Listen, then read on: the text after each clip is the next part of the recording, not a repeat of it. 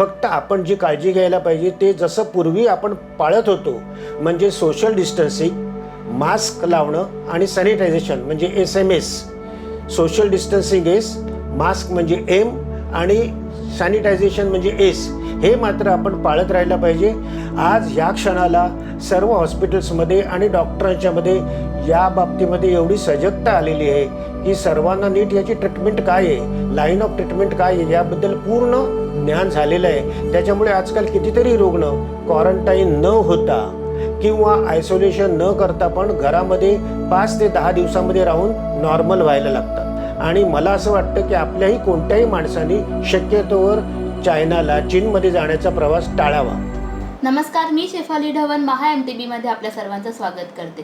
कॅमेऱ्यावर आहे योगेश कुंभार. आज जागतिक आरोग्य दिवस आणि जागतिक आरोग्य दिवसाच्या औचित्यावर पोस्ट कोविड नंतर म्हणजेच कोरोनाच्या तिसऱ्या लाटेनंतरचा भारत आणि एकंदर जग व त्यासोबतच निर्बंधमुक्त झाल्यानंतर आपण आरोग्याची कशा प्रकारे काळजी घेतली पाहिजे हे आपण आज जाणून घेऊया. आणि या सर्व गोष्टींची माहिती देण्यासाठी आज आपल्यासोबत उपस्थित आहेत मुंबईतील एक नामवंत डॉक्टर सुभाष बेंद्रे.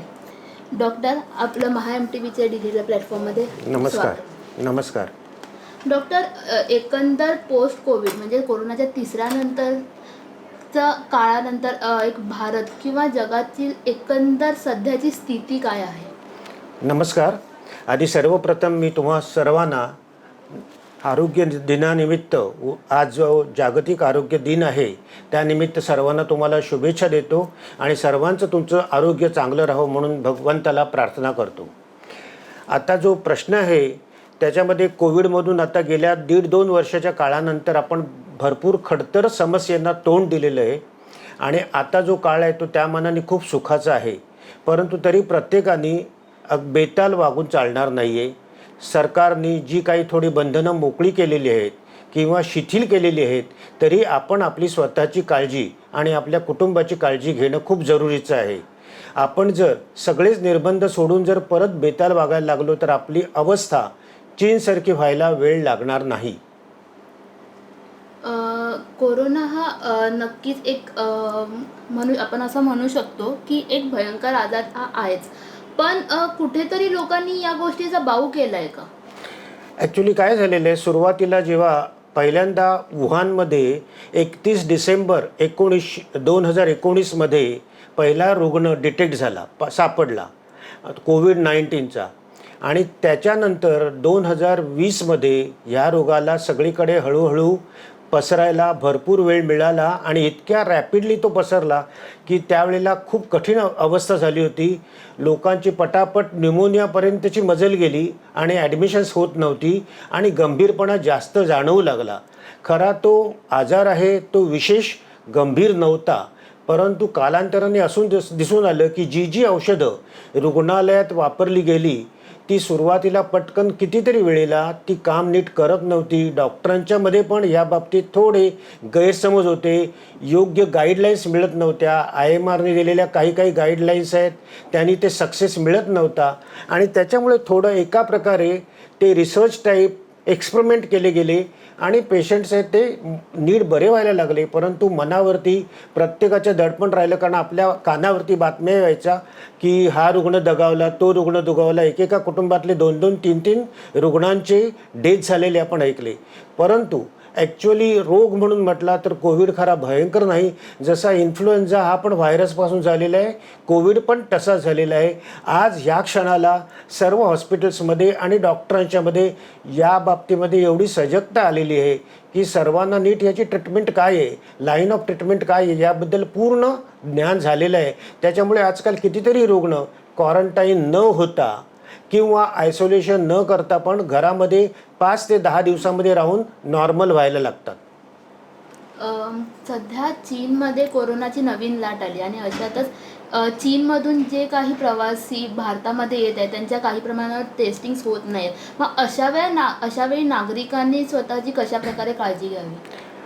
ॲक्च्युली नागरिकांनी आज चीनमधले रुग्ण इतके म्हणजे वाढलेले आहेत की जर बघितलं तर शांघायमध्ये मिलिटरी डॉक्टर्सना देखील पाचारण करण्यात आलेलं आहे. इतका स्प्रेड झालेला आहे. त्याची सुरुवात पण वुहानमध्येच झालेली होती आणखीन आता पण परत स्प्रेड त्याचा पीक लेवलला जायला लागलं आहे.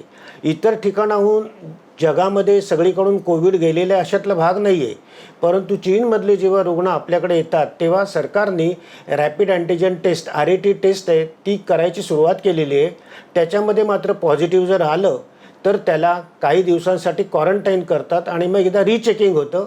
तो जर निगेटिव्ह असेल तर मग शेवटी तो परत लोकांच्यामध्ये मिसळू शकतो, तो मोकळा होऊ शकतो, ट्रॅव्हल करू शकतो. पण एवढी सध्या बंदी घातलेली आहे आणि त्याच्यावरती जो कंट्रोल आहे तो एवढा आवश्यक आहे. आणि मला असं वाटतं की आपल्याही कोणत्याही माणसांनी शक्यतोवर चायनाला, चीनमध्ये जाण्याचा प्रवास टाळावा.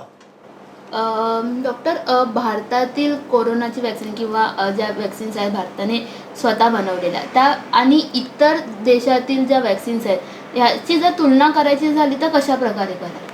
नाही बघा, आपल्याकडे जे बनवलेली दोन्ही वॅक्सिन्स म्हणजे कोवॅक्सिन्स पण आणि कोविशिल्ड पण, कोवॅक्सिन बनवलेलं भारत बायोटेकनी आणि सिरम इन्स्टिट्यूटनी बनवलेलं कोविशिल्ड, दोन्हीही अतिशय पोटंट म्हणजे अतिशय उपयोगी आणि गुणकारी अशी वॅक्सिन्स आहेत. आणि बघितलं तुम्ही ओव्हरऑल जर सगळा सर्वे केला आणि स्टॅटिस्टिक्स बघितलं तर जे रुग्ण आहेत ज्यांना दोनदा नीट वॅक्सिनेशनचे डोस घेतलेले आहेत गाईडलाईन्सप्रमाणे, त्याच्यातल्या भरपूर रुग्णांना इम्युनिटी नीट डेव्हलप झालेली आहे. आणखीन त्याच्यामध्ये जी गंभीरता, सिरियस जे काही एंड्स होणार आहेत, डिटेरिओरेशन होण्याचे भरपूर प्रकार कमी झालेले आहेत. त्याच्यामुळे मला असं वाटतं इंटरनॅशनल लेवलवरचे किंवा इतर कंपन्यांनी बनवलेली जी वॅक्सिन्स आहेत त्याच्यापेक्षा ही आपली कोविशिल्ड आणखीन कोवॅक्सिन हे दोन्ही अतिशय पोटंट आणि गुणकारी आहेत. डॉक्टर, फक्त कोरोनाच नाही तर इतर आजारांमध्येही रुग्णांनी किंवा नागरिकांनी मानसिकदृष्ट्या सक्षम राहणं किती महत्त्वाचं आहे? हे बघा, हे तर खूप आवश्यक आहे. कारण तुम्ही जर स्वतः पॉझिटिव्ह असाल तर सगळ्या गोष्टींना तुम्ही ओव्हरकम करू शकता. आज आता खरी गरज आहे बघा, ॲक्च्युअली कोरोनाचा पण व्हायरस आहे, कोविडचा तो व्हायरस आहे आणि इन्फ्लुएन्झा हा पण व्हायरस आहे. म्हणजे हे व्हायरल ओरिजिनेटेड डिसीजेस आहेत. मम्स असून द्या, मेजल्स असून द्या, स्मॉलपॉक्स असून द्या, सगळे व्हायरल ओरिजिनेटेड आहे. त्याचा उगम व्हायरसपासून आहे आणि व्हायरसचे आजार गंभीर एवढे नसतात. फक्त आपण जी काळजी घ्यायला पाहिजे ते जसं पूर्वी आपण पाळत होतो म्हणजे सोशल डिस्टन्सिंग, मास्क लावणं आणि सॅनिटायझेशन म्हणजे SMS. Social distancing S, mask म्हणजे M आणि सॅनिटायझेशन म्हणजे S. हे मात्र आपण पाळत राहायला पाहिजे. आणि इम्युनिटी आपली प्रतिकारशक्ती वाढणारी औषधं जी मिनिमम काही घरगुती असतात, आता समजा मोरावळासारखं आहे किंवा आवळ्यापासून बनवलेलं जे प्रिपरेशन आहे ते आपण घेऊ शकतो. व्हिटॅमिन Cचा लिंबू आणि आवळा हा चांगला सोर्स आहे. पण बाजारामध्ये अशा प्रकारच्या गोळ्या पण उपलब्ध आहेत. तर व्हिटॅमिन Cची गोळी समजा 100 मिलीग्रॅमची, फक्त 100 मिलीग्रॅमची गोळी तुम्ही एकच घेतली आणि सतत 6 महिने 9 महिने चालू ठेवली तरी त्याचा कोणताही साईड इफेक्ट नाही आणि आपण आरामशीर आपल्याला हवी असलेली इम्युनिटी घेऊ शकतो. आणि आपलं खाणं कितीही आपल्याला वाटलं की सगळे त्याच्यामध्ये घटक आलेले आहेत तरी पण एखादी बी कॉम्प्लेक्सची गोळी जे तुमचे डॉक्टर तुम्हाला सजेस्ट करतील ती एक बी कॉम्प्लेक्सची गोळी रोज नित्यनेमाने घ्यायची. त्याला औषध म्हणून समजायचं नाही, ते आपल्या शरीराची आवश्यकता आहे हे लक्षात ठेवायचं. मग ते ॲलोपॅथीमध्ये असेल किंवा आयुर्वेदिक असेल, पण इम्युनिटी बूस्टर हे असं औषध आपण घ्यायला पाहिजे. डॉक्टर, एप्रिल महिना सुरू आहे, पुढे मे येईल, सध्या तापमानात सुद्धा वाढ होते आणि अवघ्या 2 महिन्यानंतर पावसाळा सुद्धा आहे. तेव्हा एकंदर अशा वातावरणामध्ये नागरिकांनी कशा प्रकारे स्वतःची काळजी घेतली पाहिजे? बरोबर आहे, प्रश्न अगदी बरोबर आहे. आता चालूच आहे, आपण त्याच्यातून जातोय. काही ठिकाणी तर 40 डिग्री तापमान आहे. पण एक चांगला पॉईंट असा आहे की अल्ट्राव्हायोलेट रेज असतात जे सूर्यकिरणांमध्ये असतात, त्याच्यामध्ये कोविडचा व्हायरस जिवंत राहू शकत नाही, तो थोड्या वेळामध्येच डाय होतो. म्हणजे त्याचा नायनाट तिकडेच होतो. त्याच्यामुळे एक इम्पॉर्टंट तो फेवरेबल भाग आहे. पण इतर जे व्हायरल डिसीजेस असतात म्हणजे फ्लू पण म्हणा किंवा साधे कोणते व्हायरल डिसीज म्हणजे सर्दी, पडसं, खोकला वगैरे होणं किंवा गळ्याचे सोअर थ्रोटचे आजार कोणते असतात, हे सगळे जे होणार त्याच्यासाठी नित्यनेमाने आपण एक समजा एक पाव चिमट एवढं जर मीठ टाकलं आणि थोडी हळद टाकली, चिमूटभर हळद, आणि रोज रात्री झोपताना गार्गलिंग करून झोपलं, जर गुळण्या केल्या नित्यनेमाने, एक दिवसासाठी नाही, जर दिवसातून 2दा केल्या तर एकदम उत्तम. आणि जर ते रेग्युलर 2-3 महिने घेत राहिलं तर उन्हाळा काय पावसाळा आला तरी आपल्याला घाबरायचं काही कारण नाही. डॉक्टर, महाराष्ट्र सरकारने निर्बंधमुक्त तर केलंच आहे, पण त्यासोबतच मास्क मुक्तही आपल्याला केलेलं आहे. हो. तर एक डॉक्टर म्हणून सरकारच्या या निर्णयावर आपलं काय मत आहे? नाही, सरकारचा निर्णय योग्य आहे, कारण आपण किती दिवस मला तुम्ही सांगा तोंड झाकून राहणार आहोत. एक तर नात्यातले सगळे संबंध कितीतरी वेळेला हे सोशल डिस्टन्सिंगमधून बंद झाली, एकमेकांच्याकडे जाणे येणे पण बंद झाली. अशाने काय होतं, नात्यामध्ये दुरावा जास्त निर्माण झालेला आहे. माणसं माणसांना ओळखेनाशी झालेली आहेत, कारण मास्कच्यामुळे माणसांना माणसंच ओळखता येत नाही. परंतु निर्बंधयुक्त केलं याचा अर्थ मास्क आता टाकून द्यायचा, दूर फेकायचा असा अर्थ होत नाही आहे. कारण आपण जिकडे थोडं गेट टुगेदर असेल, भरपूर माणसांचा 40-50 माणसांचा जमाव असेल, गर्दीमध्ये वावरताना मास्क खूप आवश्यक आहे, कारण सोशल डिस्टन्सिंग पाळणं खूप आवश्यक आहे. सरकारने जी मुभा दिलेली आहे ते काही गोष्टींसाठी, आणखीन त्याप्रमाणे आपण नियमाचं पालन करणं आवश्यक आहे. त्याच्यात सरकारचं कुठेही चुकलेलं नाही असं माझं प्रांजळ मत आहे. परंतु जेव्हा आपण जाणार कोणत्या एखाद्या फंक्शनमध्ये, सभा समारंभामध्ये, सण साजरे करत असू, त्यावेळेला ही बंधनं आपण स्वतःहून पाळायला पाहिजे. त्या सांगायला सरकारची वाट बघण्यात काही अर्थ नाही आहे. नक्कीच डॉक्टर, तुम्ही आमच्याशी संवाद साधलात आणि आम्हाला व आमच्या प्रेक्षकांनाही बहुमोलाची माहिती दिली, त्याबद्दल आमचे खूप आभार. आणि प्रेक्षक हो, तुम्हाला आजचा व्हिडिओ कसा वाटला हे आम्हाला कमेंट करून नक्कीच सांगा. आणि अशाच आणखीन व्हिडिओजसाठी MHA-MTBच्या यूट्यूब चॅनलला सबस्क्राईब करायला आणि फेसबुक पेजला लाईक करायला विसरू नका. तुर्तास धन्यवाद. मी पण तुम्हाला धन्यवाद देतो आणि सर्व तुम्हाला परत मी निरामय आरोग्यासाठी प्रार्थना करतो.